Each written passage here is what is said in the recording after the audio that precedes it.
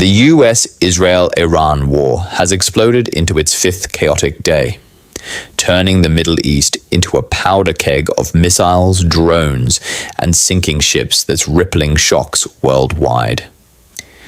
It all kicked off last Saturday when President Donald Trump greenlit a massive joint operation with Israel dubbed Lion's Roar, unleashing over 2,000 munitions on nearly 2,000 Iranian targets, air defenses, ballistic missile stockpiles, drone factories, and key Revolutionary Guard bases, in what U.S. Central Command called the biggest buildup since the Iraq invasion, with 50,000 troops, 200 jets, 2 carriers, and B-52 bombers pounding Tehran and beyond.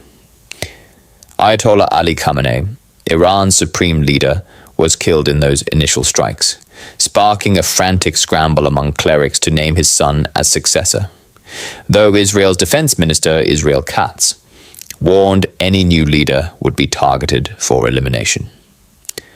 Iran hit back hard, firing over 500 ballistic missiles and 2,000 drones at Israel, injuring 11 there while Tel Aviv's Iron Dome and US intercepts lit up the skies. They've since choked the Strait of Hormuz, slashing tanker traffic by 90%, letting only Chinese ships through as a nod to Beijing, spiking global oil to $81 a barrel, and crashing markets like India's Sensex by 1,700 points. By March 4th, the carnage mounted. US forces sank 17 Iranian warships, including a frigate off Sri Lanka's coast via submarine strike, leaving 101 missing, 87 bodies recovered, and 32 rescued by local navy. Sri Lanka is now reeling from the debris. Explosions rocked Tehran with Israeli F-35 is downing an Iranian Yak-130 jet overhead and flattening a massive eastern compound housing. IRGC Command, Quds Force, Basiji militia, intelligence and cyber units. Blasts echoed in Bandar Abbas, Tabriz, and even Iraq's Erbil and Baghdad airport, where drones were downed and blackouts hit nationwide. Hezbollah piled on from Lebanon, rocketing Israel, prompting IDF strikes on their Beirut strongholds, Litani River launch sites, and drone factories. 50 Lebanese dead, 335 wounded, with fresh evac warnings for South Beirut suburbs as clashes rage in Qiyam. Gulf states got dragged in. Saudi Arabia downed 3 cruise missiles near Al-Kaj. Qatar intercepted drones and busted 2 IRGC spy cells with 10 arrests. UAE saw a projectile hit a Fujairah tanker, and Turkey's NATO defenses vaporized an errant Iranian missile heading their way. U.S. Secretary Marco Rubio called it unacceptable, pledging full backing. Globally, panic's spreading like wildfire. Maersk halted Gulf bookings except essentials. Costco paused services. Aramco eyes Red Sea reroutes via Yanbu pipeline. And LNG tankers divert from Europe to Asia as gas prices soar. Thailand begs no fuel hoarding amid station queues. France deploys Rafale jets over UAE bases and redirects carrier Charles de Gaulle to the Med, while Nvidia shutters its Dubai office.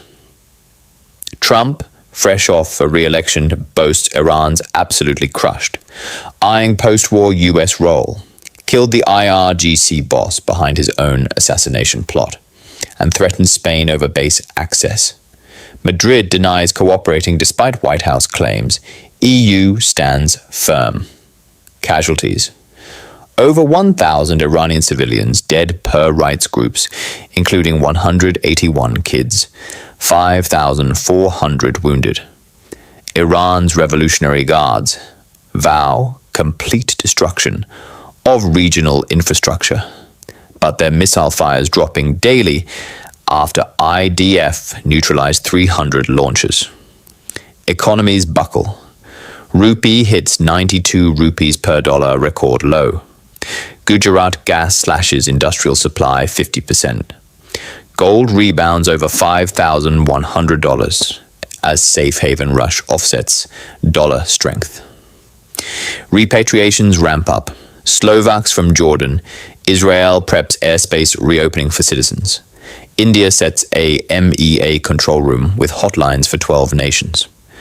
Zelensky calls Putin's Ukraine mess a W3 starter, but that's background noise to this inferno. No true signs, bro. Just Netanyahu hailing historic gains, Trump attending fallen US troops ceremony, and warnings of Israeli embassy hits worldwide if Lebanon missions targeted.